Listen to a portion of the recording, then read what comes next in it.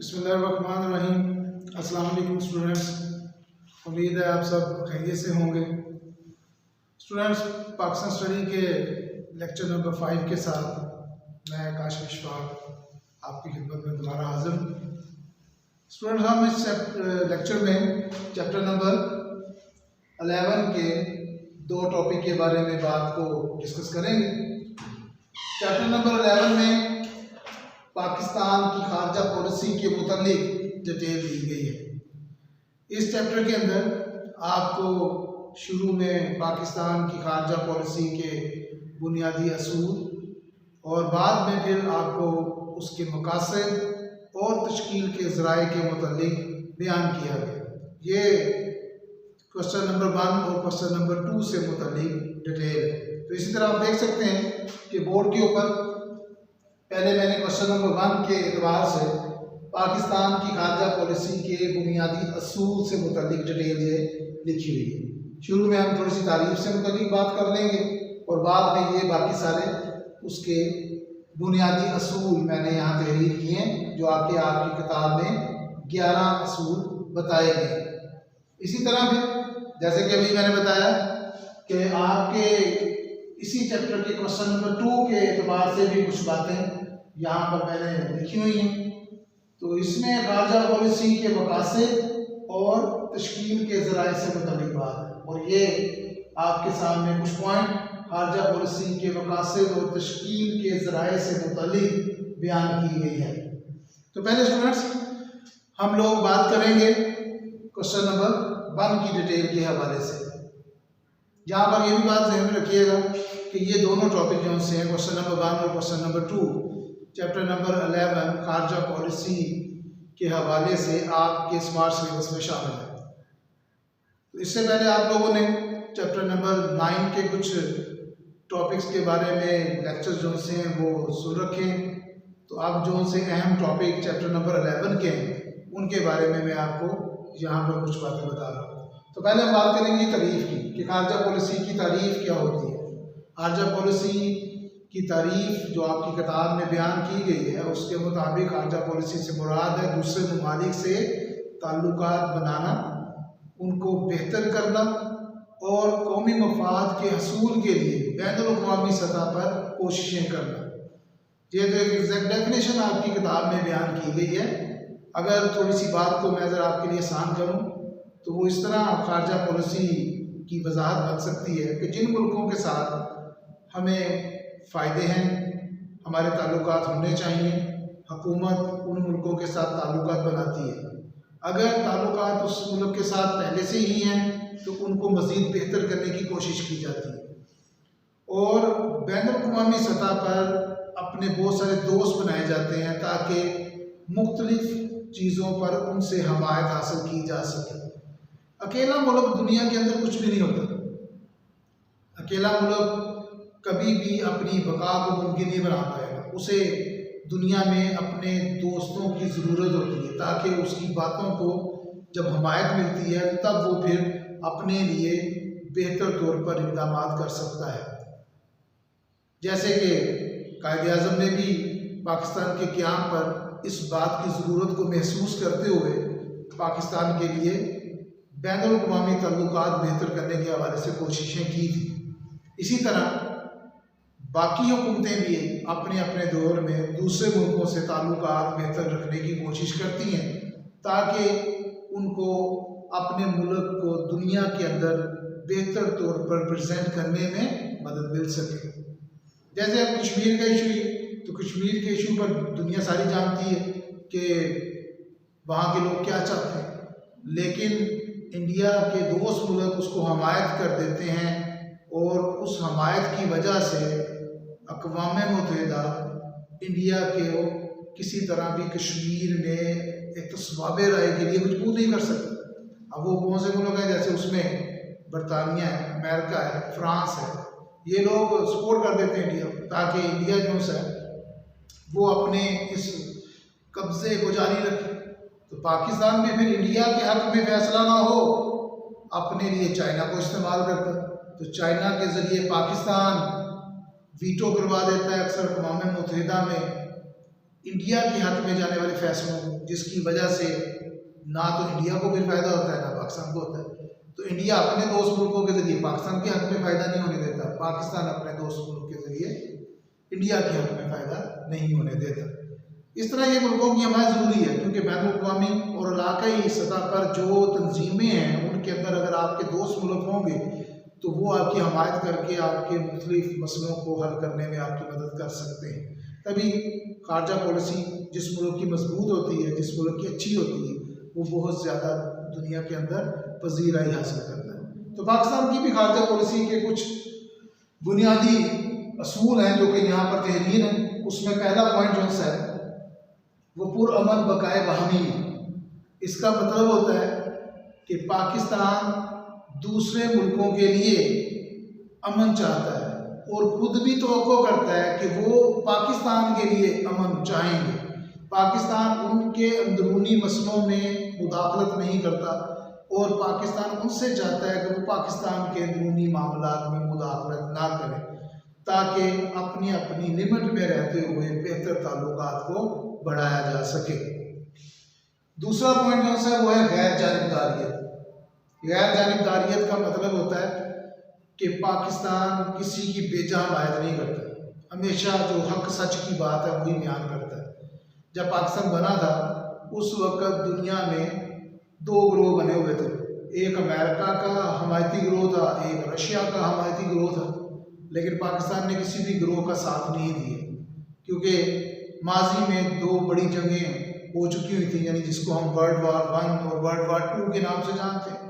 उनमें मुख्तलिफ मुल्कों के ग्रोहों की वजह से ही दुनिया में बहुत बड़े पैमाने पर तबाही हुई थी। तो पाकिस्तान जो है उसने कभी भी किसी की बेजा हमायत नहीं की। बेसिकली जानिबदारियत का मतलब होता है कि आप किसी मुल्क के दोस्त हैं तो उसकी गलत बातों को भी दुरुस्त कीजिए, जबकि गैर जानिबदारियत का मतलब होता है कि जो बात दुरुस्त है उसको दुरुस्त कहा जाए, जो बात गलत है उसको गलत कहा जाए। तो इस तरह पाकिस्तान ने हमेशा दुनिया में एक सही मौक़िफ़ ही इख्तियार किया है, बेजा किसी की हमायत नहीं की। ना पाकिस्तान ने कभी किसी ग्रोह के साथ शामिल होकर दुनिया के मुख्तलिफ मुल्कों पर कब्ज़ा हासिल करने की कोशिश की है, ना किसी जंग के एतबार से काम किया है। तो इसलिए पाकिस्तान अपने लिमिटेशन में रहते हुए बहुत बेहतर तौर पर अपनी ख़ारजा पॉलिसी को लेकर चलता है। अगला पॉइंट है कि दो तरफ़ा ताल्लुकात। दो तरफ़ा ताल्लुकात का मतलब कि अगर हम किसी मुल्क के साथ ताल्लुकात बनाना चाहते हैं, उसके साथ अपनी दोस्ती को बढ़ाना चाहते हैं, तो वो भी हमारे साथ दोस्ती के ताल्लुकात को बेहतर करने की कोशिश करे।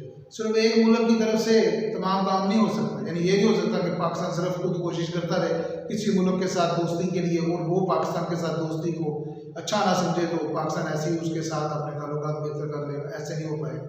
जैसे कि आप लोग इंडिया की मिसाल लें कि पाकिस्तान अगर इंडिया के साथ अपने मसाइल पर कश्मीर समेत बातचीत करना चाहता है और इन बातों को हल करना चाहता है, तो पाकिस्तान जो है उस वक्त तक इसमें कामयाब नहीं होगा जब तक कि इंडिया की तरफ से भी एक अच्छा रिस्पॉन्स नहीं आएगा। तो अगर पाकिस्तान और इंडिया दोनों का रिस्पॉन्स अच्छा होगा तो इसका मतलब होगा कि कोई भी मसले पर बात होगी तो वो किसी ना किसी तरफ हल हो सकता है। तो दो तरफा ताल्लुकात का मतलब कि अगर पाकिस्तान कोशिश कर रहा है तो दूसरा मुल्क भी पाकिस्तान के साथ बेहतर ताल्लुकात के लिए कोशिश करे। पॉइंट नंबर 4 जो है वो है अक़वाम मुत्तहिदा के चार्टर पर अमल। अक़वाम मुत्तहिदा का पाकिस्तान मेंबर 30 सितंबर 1947 को बना था। ये कायद-ए-आज़म की ख़ारजा पॉलिसी में कोशिशों की वजह से ही था कि पाकिस्तान अक़वाम मुत्तहिदा का मेंबर बन पाया, और पाकिस्तान ने अक़वाम मुत्तहिदा का मेंबर बनने के बाद उसके तमाम असूल व ज़वाबित को मंजूर किया और हमेशा दुनिया में उसके साथ मिलकर अमन की कोशिश की। पाकिस्तान ने अपनी फ़ौज के ज़रिए दुनिया के कई मुल्कों में अमन कायम करने के लिए काम किया। जहाँ कहीं भी हालात ख़राब हुए, पाकिस्तान की फ़ौज जो सी अक़वाम मुत्तहिदा की अमन फ़ौज के अंदर शामिल होकर दुनिया के कई मुल्कों में अपने फ़राइज़ सर अंजाम दे चुकी है। उसके अगली बात है जी 5वीं हेडिंग, हक़ खुद अरादियत की हमायत। हक़ खुद अरादियत कहते हैं कि आज़ादी के हक़ की हमायत करना। अब दुनिया में कई मुल्क जो कि अपनी आज़ादी के लिए जद्दोजहद कर रहे हैं, जिनके अंदर कश्मीर है, बोस्निया है, नमीबिया है, वियतनाम है। ये इस तरह मुख्तलिफ मुल्क माजी में भी रहे हैं, कुछ अब भी हैं जो कि अपनी आज़ादी के लिए कोशिश कर रहे हैं। तो पाकिस्तान की हमेशा से उनकी हमायत में ही बात होती है। पाकिस्तान हमेशा से उनको हमायत ही करता है दुनिया के किसी भी प्लेटफॉर्म पर, क्योंकि पाकिस्तान खुद भी बेसिकली बरतानिया के ज़ेर तसल्लुत रहा है। तो यहाँ के लोगों को पता है कि गुलामी बहुत बुरी चीज़ है, इसलिए पाकिस्तान तमाम उन मुल्कों की आज़ादी की हमायत करता है, अक़वाम मुत्तहिदा में भी, दूसरे तमाम इलाक़ाई तंजीमों में भी, ताकि उनको आज़ादी मिल सके। तो हक़ खुदरादियत का मतलब हुआ कि जहाँ भी आज़ादी के लिए जद्दोजहद हो रही है, पाकिस्तान उस आज़ादी की जद्दोजहद में उन लोगों को आज़ादी देने का हामी है। इससे अगला पॉइंट जो है वो आलमी इस्लाम का इत्तेहाद है। आलमी इस्लाम के इत्तेहाद में कई बातों का तज़किरा किया गया कि पाकिस्तान ने कई जगह पर मुस्लिम ममालिक के दरमियान अच्छा इत्तेहाद कायम करने की बेहतरीन कोशिश की है। जैसे कि अगर इराक़ और ईरान की जंग का मसला हो, माजी में ये रहा 1980 में ईरान और इराक़ की जंग हुई थी सरहदी इलाके शतुल अरब की वजह से, जिसकी वजह से पाकिस्तान के लिए बड़ा मसला था, क्योंकि दोनों ही मुस्लिम मुल्क थे। तो पाकिस्तान किसी एक की हिमायत करता तो फिर इसका मतलब है दूसरे मुल्क के साथ उसकी दोस्ती ख़त्म हो जाती। तो पाकिस्तान ने बड़े तरीके से दोनों मुल्कों के दरमियान इस जंग के मसले को ख़त्म करवाया।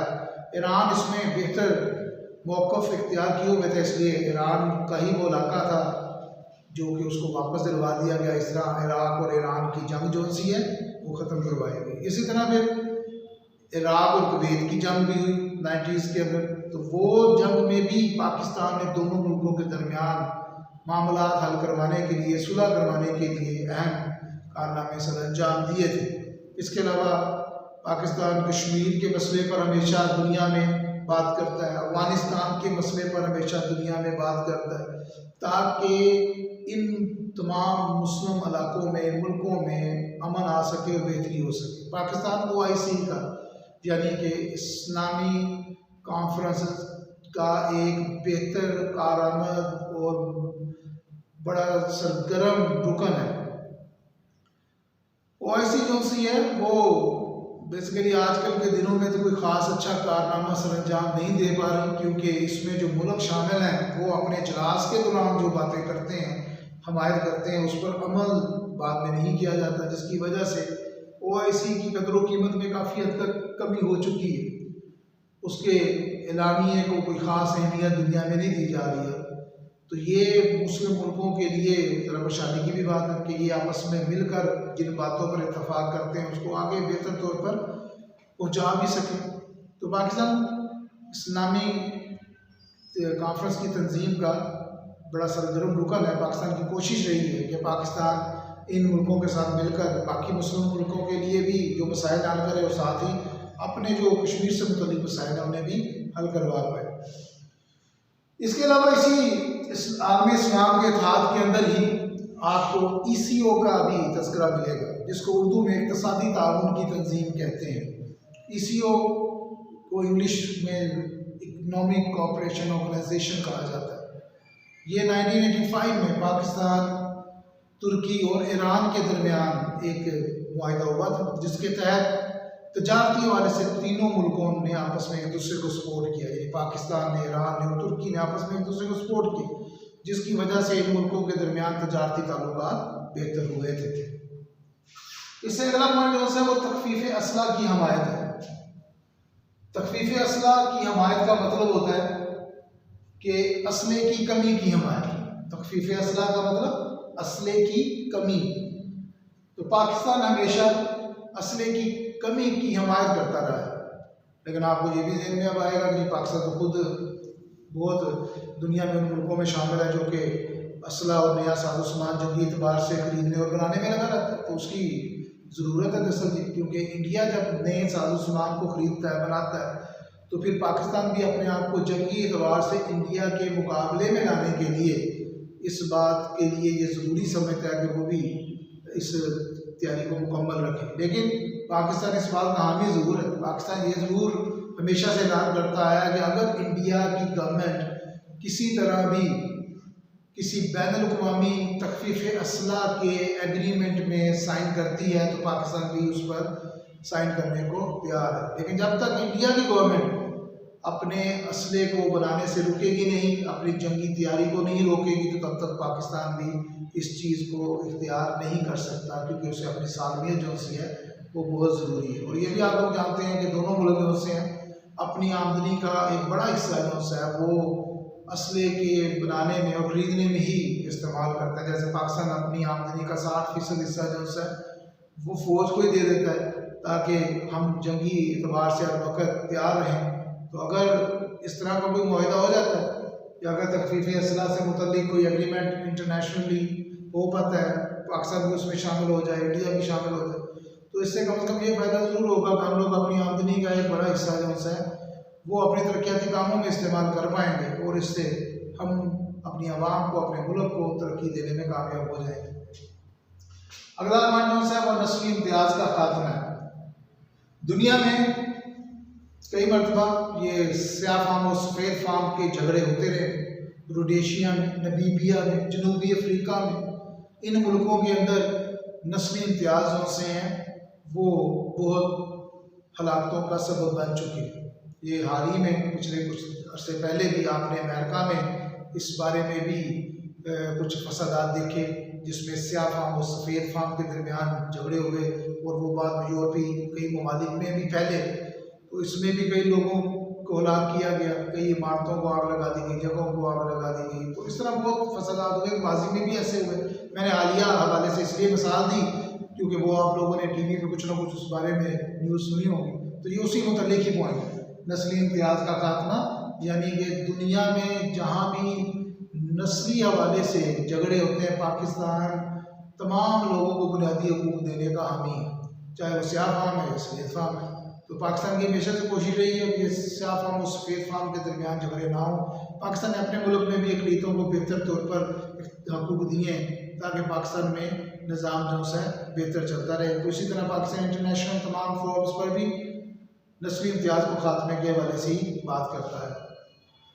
अगला पॉइंट है अमन व आशरी का फ़रोग़, यानी पाकिस्तान ने दुनिया में हमेशा अमन के लिए कोशिश की।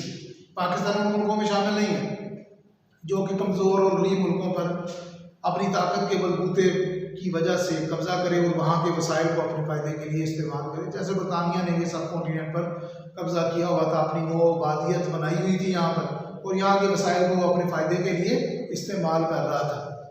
तो पाकिस्तान इस तरह का मुल्क नहीं। पाकिस्तान हालांकि फ़ौजी एतबार से दुनिया के अहम मुल्कों में शुमार होता है, उसके पास इतनी सलाहियत है कि वो किसी मुल्क के ऊपर अपना कंट्रोल जमा सकता है, लेकिन पाकिस्तान के फ़ौज और हुकूमत का कभी भी इस तरह का कोई रुझान नहीं रहा कि वो किसी दूसरे मुल्क पर कंट्रोल हासिल करके अपनी हुकूमत को मजबूत बना सके।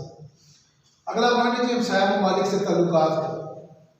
पाकिस्तान के तकरीबन तमाम हमसाया ममालिक से बेहतर ताल्लुकात की हमेशा से ख्वाहिश रही।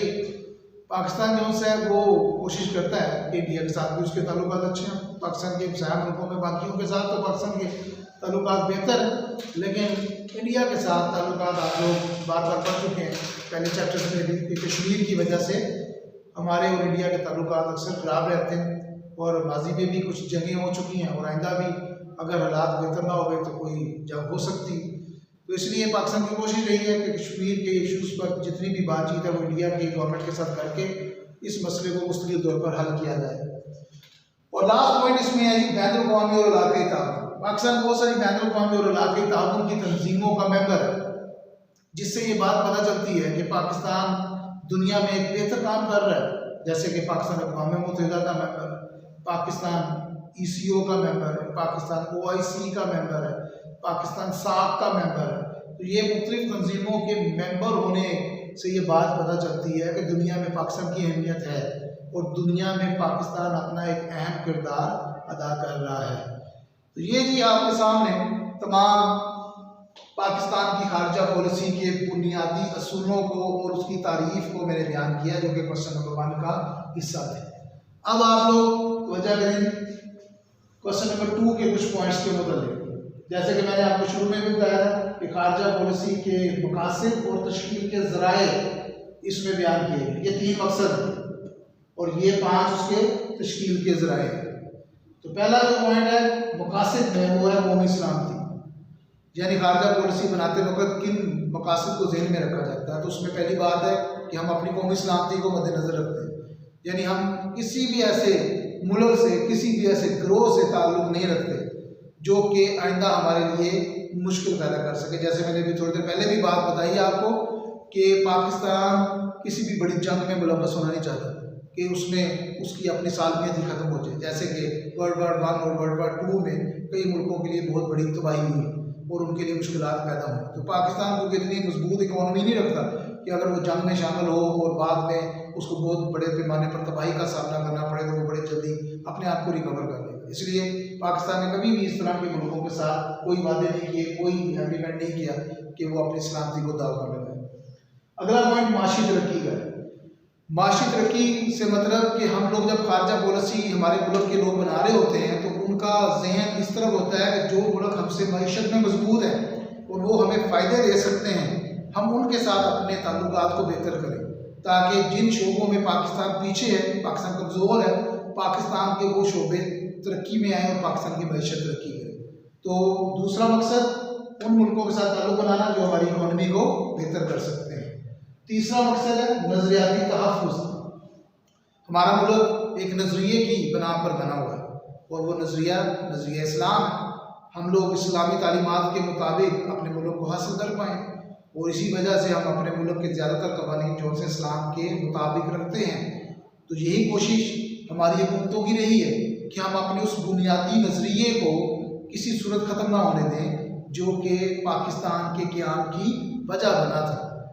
दुनिया के कई मुल्क हमें बहुत सारे फ़ायदे देने की कोशिश करते हैं कि हम लोगों के कर्जे ख़त्म करवा दिए जाएंगे, हमें मईशत में तरक्की दिलवा दी जाएगी अगर हम अपने को बुनियादी नज़रियात ख़त्म करके उनके मुताबिक नए असूलों को अपने मुल्क में राइज कर लें। जैसे कि अब रिसेंटली ये इसराइल को तस्लीम करने के हवाले से बड़ी बात दुनिया में गर्दिश कर रही है और पाकिस्तान के बारे में अफवाहें भी फैल रही हैं कि पाकिस्तान की हुकूमत भी इसराइल को एक मुल्क के तौर पर तस्लीम करने को तैयार है। जैसे कि दुबई ने और मुत्तहिदा अरब अमारात ने उसको तस्लीम कर लिया। सऊदी अरब के साथ भी उनके कुछ खुफिया मामला चल रहे हैं कि सऊदी अरब भी सुनने में आ रहा है जी कि शायद आइंदा कुछ अरसे में इसराइल को एक अलहदा आज़ाद मुल्क तस्लीम कर लेगा। तो पाकिस्तान के बारे में भी ये बात है और इसलिए पाकिस्तान को ये ऑफर्स भी करवाई गई हुई हैं कि अगर पाकिस्तान ये बात मान लेता है तो पाकिस्तान के ज़्यादातर कर्ज़ों को ख़त्म करवा दिया जाएगा जिससे पाकिस्तान की मैशत जो सी तरक्की करे। तो यही वो नज़रियाती हवाला है। अब पाकिस्तान नज़रियाती हवाले से उसको एक अलहदा आज़ाद मुल्क शुमार नहीं करता क्योंकि इस्लामी तालीमात के मुताबिक ये फ़लस्तीन को अहमियत देते हैं और फ़लस्तीन को अपना किबला मानते हैं, इसलिए वहाँ पर वो किसी भी सूरत इसराइल का कब्ज़ा तस्लीम नहीं कर पाएंगे। तो इस वजह से कई मुल्क हैं जो कि पाकिस्तान के उस बुनियादी नज़रिए को ख़त्म करने की कोशिश करते हैं और पाकिस्तान को ऑफर्स भी करते हैं, लेकिन पाकिस्तान की गवर्नमेंट जो है उस बुनियादी नज़रिए को ख़त्म करने की तरफ ध्यान नहीं देती क्योंकि उसी पर तो बेसिकली पाकिस्तान की बुनियाद है। तो ये जो तीन हो गए हमारे मकासद। अब ये हैं कुछ थोड़ी सी डिटेल हमारे खारजा पॉलिसी की तशकील के ज़राए, यानी कि कौन लोग हैं जो हमारी खारजा पॉलिसी को बनाते हैं, उसमें किस तरह असरअंदाज होते हैं। उसमें पहला नाम जी इंतज़ामी तगोन का है। इंतज़ामी तगोन में 3 लोग होते हैं, सदर, वज़ीर आज़म और आर्मी चीफ। ये तीनों मिलकर हमारे मुल्क की खारजा पॉलिसी को तशकील देते हैं। ये तीनों डिसाइड करते हैं कि किस मुल्क के साथ हमारे ताल्लुकात मज़ीद अच्छे किए जाएंगे, किस मुल्क के साथ ताल्लुकात हैं लेकिन वो हमें ज़्यादा बेहतर रिस्पॉन्स नहीं कर रहा तो हम उसके साथ अपने ताल्लुकात ख़त्म कर लेंगे। लेकिन यहाँ पर ये बात ध्यान में रखिएगा कि ये तीनों भी पिछले हुए मुआहदे यानी कि किसी पिछली गवर्नमेंट के हुए मुआहदों को फौरी ख़त्म नहीं कर सकते। ये उन मुआहदों को मुकम्मल होने के बाद दोबारा कोशिश ज़रूर कर सकते हैं कि आइंदा किस तरह का मुआहदा इनके साथ होना चाहिए, लेकिन जो मुआहदे पहली गवर्नमेंट कर चुकी है उसको मुकम्मल होने का वक्त दिया जाएगा। अगला पॉइंट है जी वज़ारत ख़ारजा। वज़ारत ख़ारजा में आला सतह के ब्यूरोक्रेट्स होते हैं। ब्यूरोक्रेट मतलब जो मैंने आपको चैप्टर नंबर 5 में वो 20, 21, 22 ग्रेड के बड़े अफसरान के मुतालिक बताया हो। तो ये जो ब्यूरोक्रेट मतलब इसको उर्दू में क्या कहते हैं, अफसरशाही। और ये अफसरशाही मैंने क्या बताया था आपको कि ये 20, 21, 22 ग्रेड के अफसरान होते हैं, सरकारी अफसर। तो वज़ारत ख़ारजा में ये आला सतह के ब्यूरोक्रेट्स शामिल होते हैं जो कि इंतजामी कौन के लोगों को खारजा पॉलिसी की तश्कील में मदद करते हैं। ये उन्हें बताते हैं कि कौन से मुल्क हमारे लिए अच्छे हैं, उनसे हमें फ़ायदा हो सकता है, कौन से मुल्क हमारे लिए अच्छे नहीं हैं, हमें नुकसान हो सकता है। तो इन बातों को मद्देनज़र रखकर ये एक रिपोर्ट तैयार करते हैं और ये रिपोर्ट जो सी है ये सदर, वज़ीर आज़म और आर्मी चीफ के सामने पेश की जाती है ताकि वो आइंदा फैसले कर सकें कि हम किस तरह की खारजा पॉलिसी तश्कील देंगे।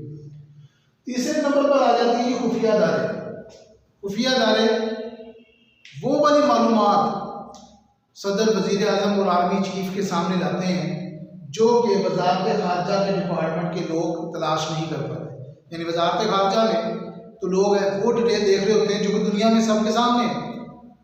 तो हो सकता है कोई मुल्क हमें बहुत अच्छी मालूमात दे रहा हो और हमारे साथ बहुत अच्छे तल्लुकात का ख्वाहिशमंद हो, लेकिन वो हमारे दुश्मनों के साथ मिला हो और वो बाद में हमें बहुत नुकसान पहुँचा सकता हो। इसलिए खुफिया अदारे के लोग उन मालूमात पर काम करते हैं जो कि किसी मुल्क ने बज़ाहिर दुनिया के सामने नहीं लाई होती। तो उससे पता चलता है कि वो मुल्क हमारे लिए कितना अच्छा है, वो कितनी अच्छी हमारे साथ डीलिंग आइंदा करेगा। और इस रिपोर्ट को भी, खुफिया अदारे के लोगों की रिपोर्ट को भी इंतजामी तकून के सामने पेश किया जाता है। फिर इन दोनों अदारों की रिपोर्ट्स को मद्देनजर रखकर ही इंतजामी तकून में जो सदर, वज़ीर आज़म और आर्मी चीफ है वो फैसला करते हैं। चौथा पॉइंट कौन सा, वो सियासी जमातें और प्रेशर ग्रुप है। यानी कि अब इसमें सियासी जमातों में वो लोग हैं जो कि अपोजिशन में, जैसे अब PTI की गवर्नमेंट है तो अपोजिशन में मुस्लिम लीग, नून है, पीपल्स पार्टी है।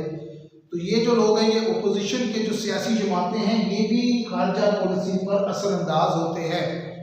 उसकी वजह ये है कि अगर गवर्नमेंट तय कर भी लेती है, जैसे मैंने भी बताया कि गवर्नमेंट के लोगों ने तय करना होता है कि खारजा पॉलिसी क्या होगी, तो अगर गवर्नमेंट तय कर भी लेती है लेकिन वो गलत फैसला करती है, वो किसी ऐसे मुल्क के साथ बात को बेहतर करना चाहती है जो पाकिस्तान के लिए नुकसान दे, तो फिर ये सियासी जमात जो अपोजिशन में हैं उनके पास भी एक बड़ी तादाद में लोगों की हमायत होती है।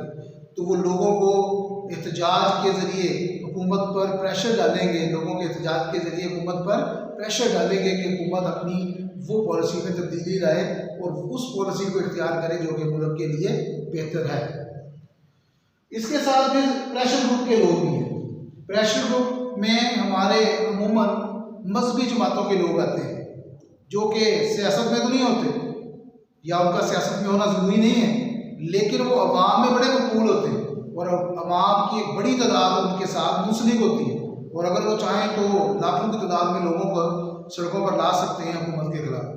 तो ऐसे माजी में भी कई हवाले हमें मिलते हैं, जैसे ये रिसेंटली आदम हुसैन साहब जो से हैं, उनकी वजह से भी कुछ तब्दीलियाँ हमारी पॉलिसी के अंदर होती रही हैं। तो जब ये उलमा जो से अपने साथ बड़े अवाम के मजमे को सड़कों पर लाते हैं तो फिर ये हुकूमत की खारजा पॉलिसी पर असरअंदाज होते हैं और अपनी बातें मनवा लेते हैं। तो प्रेशर ग्रुप में वो लोग आते हैं जो कि बेशक सियासत में नहीं है लेकिन अवाम में मकबूल हैं और बड़ी तादाद में लोगों को हुकूमत के खिलाफ एहतजाज के लिए लाकर अपनी मर्जी की बात मनवा सकते हैं। और लास्ट में बात आती है पार्लियामेंट। पार्लियामेंट जो सी है, जैसे कि आपको मैंने चैप्टर नंबर 5 में बताया हुआ है कि पार्लियामेंट में सेनेट और कौमी असम्बली के इदारे होते हैं। तो दुनिया में तो बेसिकली पार्लियामेंट को इंतजामी तकून के तीसरे हिस्से के तौर पर शुमार किया जाता है। यानी कि मैंने बताया सदर, वज़ीर आज़म और आर्मी चीफ है इंतजामी तकून में। तो दुनिया में आर्मी चीफ जो है वो इंतजामी तकून में नहीं होता। पाकिस्तान में इसलिए होता है क्योंकि पाकिस्तान में फ़ौज का दायरा बहुत मजबूत और अच्छा समझा जाता है, इसलिए हर अहम फैसले में आर्मी चीफ को साथ शामिल किया जाता है। इसलिए इंतजामी तकून में भी सदर और वज़ीर आज़म के साथ आर्मी चीफ को शामिल किया गया। लेकिन दुनिया में आर्मी चीफ की जगह पर ये पार्लियामेंट का दायरा होता है। वो फैसला करते हैं कि कौन सी खारजा पॉलिसी दुरुस्त है और कौन सी गलत है।